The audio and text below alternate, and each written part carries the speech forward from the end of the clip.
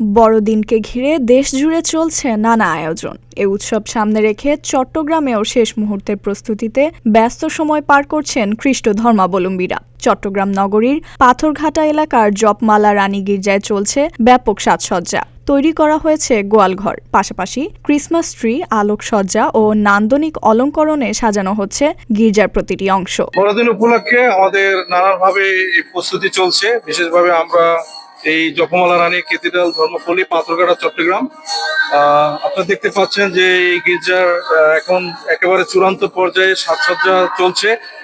আর আমরা এই বড়দিনকে ঘিরে 2025 খ্রিস্টাব্দ, আর এটা একটা ঐতিহাসিক বড়দিন আমাদের জন্য, কারণ প্রভু যীশু এসেছে। আমরা যারা খ্রিস্ট বিশ্বাসী, এছাড়াও আমরা জাতি ধর্ম বর্ণ নির্বিশেষে সারা বিশ্বব্যাপী এই বড়দিন উৎসব যথাযথ ভাবমর্যাদা এবং আনন্দের সাথে উদযাপন করে থাকি।